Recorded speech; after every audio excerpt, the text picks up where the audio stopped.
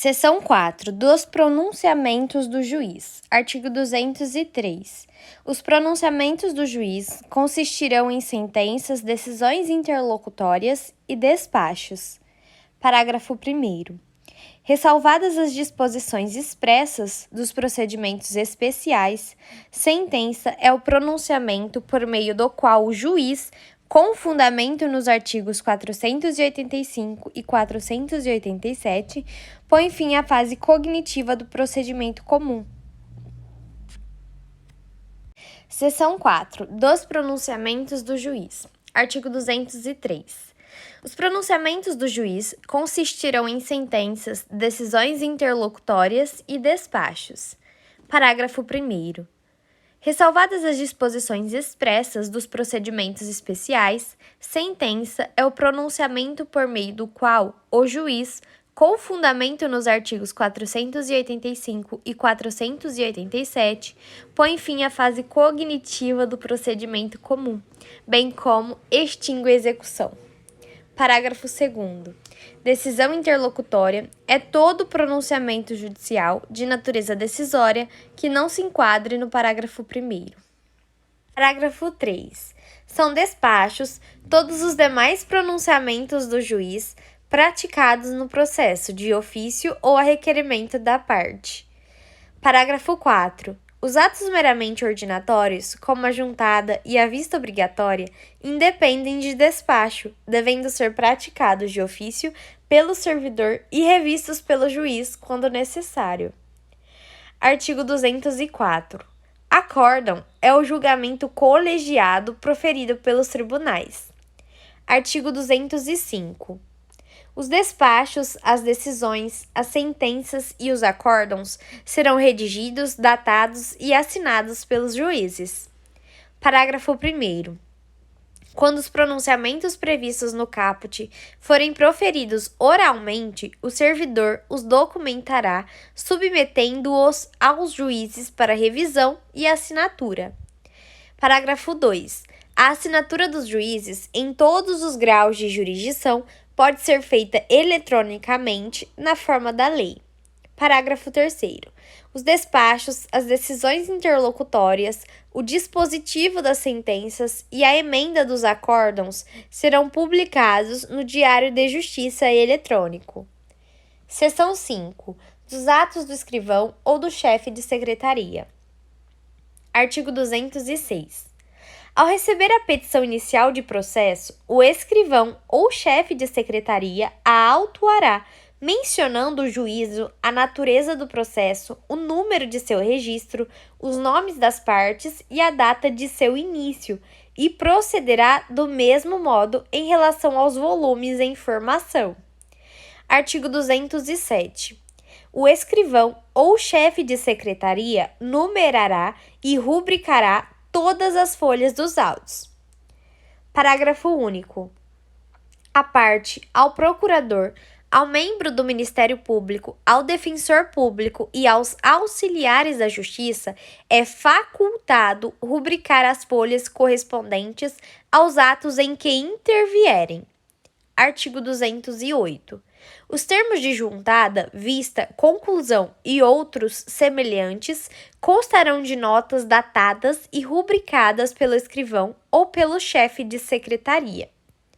Artigo 209. Os atos e os termos do processo serão assinados pelas partes que nele intervierem.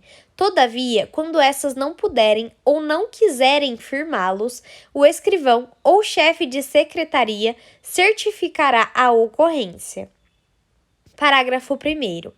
Quando se tratar de processo total ou parcialmente documentado em autos eletrônicos, os atos processuais praticados na presença do juiz poderão ser produzidos e armazenados de modo integralmente digital em arquivo eletrônico inviolável na forma da lei, mediante registro em termo que será assinado digitalmente pelo juiz e pelo escrivão ou chefe de secretaria, bem como pelos advogados das partes. Parágrafo 2º. Na hipótese do parágrafo 1º, Eventuais contradições na transcrição deverão ser suscitadas oralmente no momento de realização do ato, sob pena de preclusão, devendo o juiz decidir de plano e ordenar o registro no termo da alegação e da decisão. Artigo 210. É lícito o uso de taquigrafia, da estenotipia ou de outro método idôneo em qualquer juízo ou tribunal. Artigo 211. Não se admitem nos atos e termos processuais espaços em branco, salvo os que forem inutilizados, assim como entrelinhas, emendas ou rasuras, exceto quando expressamente ressalvadas. Capítulo 2. Do tempo e do lugar dos atos processuais. Seção 1. Do tempo. Artigo 212. Os atos processuais serão realizados em dias úteis das 6 às 20 horas. Parágrafo 1º. Serão concluídos após as 20 horas os atos iniciados antes, quando o adiamento prejudicar a diligência ou causar grave dano. Parágrafo 2º. Independentemente de autorização judicial, as citações, intimações e penhoras poderão realizar-se no período de férias forense, onde as houver, e nos feriados ou dias úteis fora do horário estabelecido neste artigo, observado o disposto no artigo 5, inciso 11 da Constituição Federal. Parágrafo 3º. Quando o ato tiver de ser praticado por meio de petição em autos não eletrônicos, essa deverá ser protocolada no horário de funcionamento do fórum ou tribunal, conforme o disposto na Lei de Organização Judiciária Local. Artigo 213. A prática eletrônica de ato processual pode ocorrer em qualquer horário até às 24 horas do último dia do prazo. Parágrafo único. O horário vigente no juízo perante o qual o ato deve ser praticado será considerado para fins de atendimento do prazo. Artigo 214. Durante as férias forenses e nos feriados não se praticarão atos processuais, excetuando-se 1. Os atos previstos no artigo 212, parágrafo 2º, 2. A tutela de urgência. Artigo 215. Processos-se durante as férias forenses, onde as houver, e não se suspendem pela superveniência delas, 1. Os procedimentos de jurisdição voluntária e os necessários à conservação de direitos, quando puderem ser prejudicados pelo adiamento, 2. A ação de alimentos e os processos de nomeação ou remoção de tutor e curador. 3. Os processos que a lei determinar. Artigo 216. Além dos declarados em lei, são feriados para efeito forense os sábados, os domingos e os dias em que não haja expediente forense. Seção 2. Do lugar. Artigo 217. Os atos processuais realizar-se-ão ordinariamente na sede do juízo ou excepcionalmente em outro lugar em razão de deferência, de interesse da justiça, da natureza do ato ou de obstáculo arguido pelo interessado e acolhido pelo juiz. Capítulo 3. Dos prazos. Seção 1. Disposições gerais. Artigo 218. Os atos processuais serão realizados nos prazos prescritos em lei. Parágrafo 1º.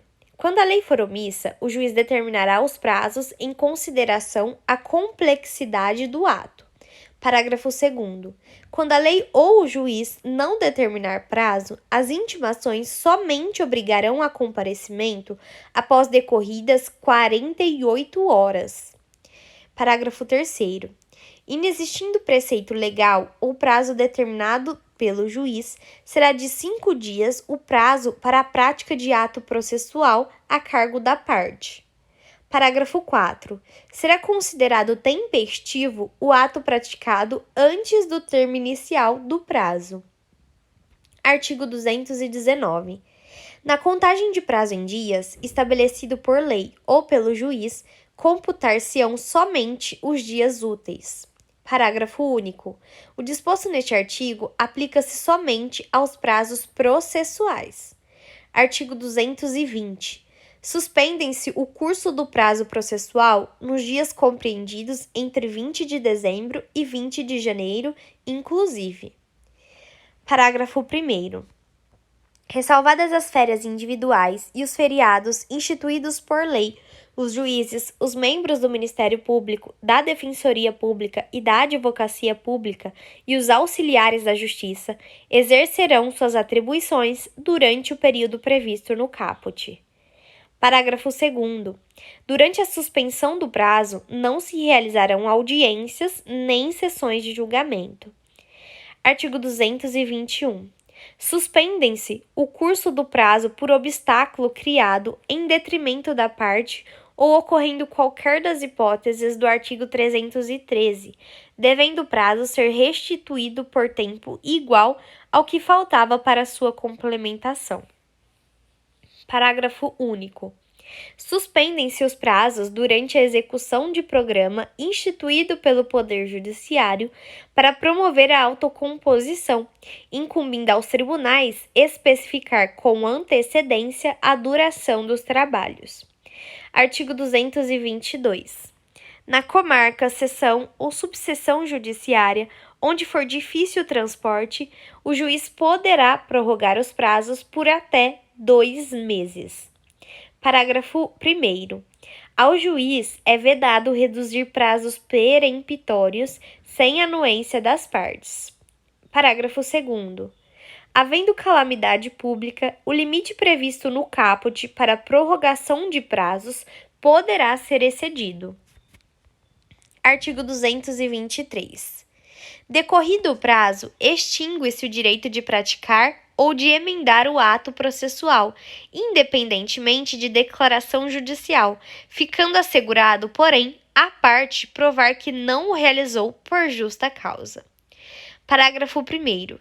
Considera-se justa causa o evento alheio à vontade da parte e que a impediu de praticar o ato por si ou por mandatário. Parágrafo 2º. Verificada a justa causa, o juiz permitirá à parte a prática do ato no prazo que lhe assinar. Artigo 224.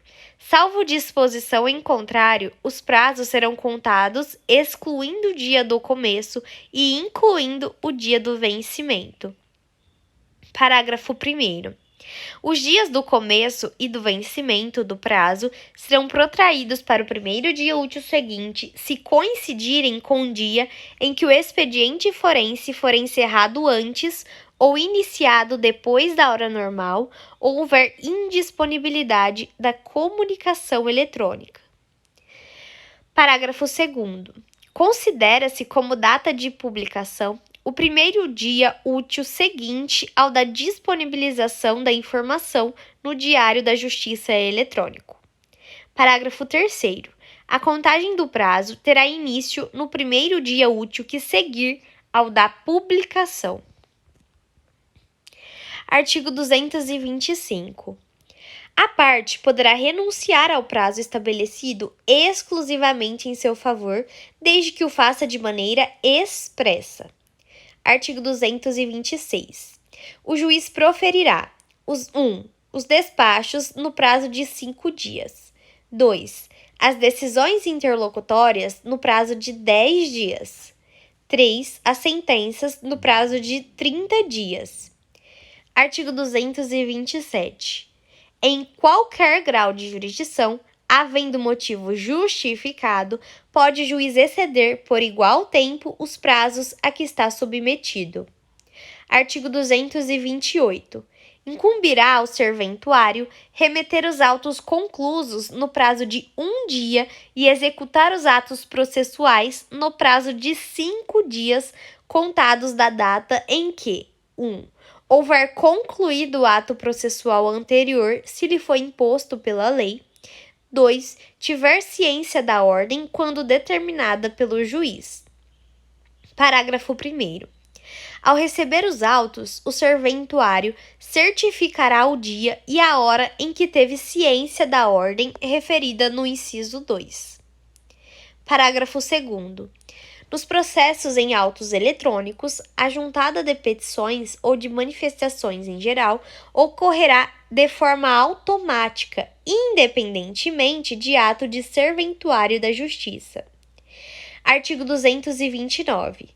Os litisconsortes que tiverem diferentes procuradores de escritórios de advocacia distintos terão prazos contados em dobro para todas as suas manifestações em qualquer juízo ou tribunal, independentemente de requerimento. Parágrafo 1º. Cessa a contagem do prazo em dobro se, havendo apenas 2 réus, é oferecida defesa por apenas um deles. Parágrafo 2º. Não se aplica o disposto no caput aos processos em autos eletrônicos. Artigo 230. O prazo para a parte, o procurador, a advocacia pública, a defensoria pública e o Ministério Público será contado da citação, da intimação ou da notificação. Artigo 231. Salvo disposição em sentido diverso, considera-se dia do começo do prazo 1. A data de juntada aos autos do aviso de recebimento quando a citação ou a intimação for pelo correio. 2. A data de juntada aos autos do mandado cumprido quando a citação ou a intimação for por oficial de justiça. 3. A data de ocorrência da citação ou da intimação quando ela se der por ato do escrivão ou do chefe de secretaria. 4. O dia útil seguinte ao fim da dilação assinada pelo juiz quando a citação ou intimação for por edital.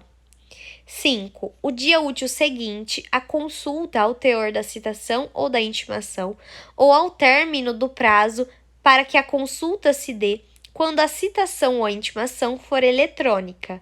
6. A data de juntada do comunicado de que trata o artigo 232 ou, não havendo esse, a data de juntada da carta aos autos de origem devidamente cumprida quando a citação ou a intimação se realizar em cumprimento de carta. 7. A data de publicação quando a intimação se der pelo Diário da Justiça impresso ou eletrônico. 8. O dia da carga, quando a intimação se der por meio da retirada dos autos em carga do cartório ou da secretaria. 9. O quinto dia útil seguinte à confirmação, na forma prevista na mensagem de citação, do recebimento da citação realizada por meio eletrônico. Parágrafo 1º. Quando houver mais de um réu, o dia do começo do prazo para contestar corresponderá à última das datas a que se referem os incisos 1 a 6 do caput. Parágrafo 2º. Havendo mais de um intimado, o prazo para cada um é contado individualmente. Parágrafo 3º. Quando o ato tiver de ser praticado diretamente pela parte ou por quem, de qualquer forma, participe do processo, sem a intermediação de representante judicial, o dia do começo do prazo para cumprimento da determinação judicial corresponderá à data em que se der a comunicação. Parágrafo 4. Aplica-se o disposto no inciso 2 do caput à citação com hora certa. Artigo 232.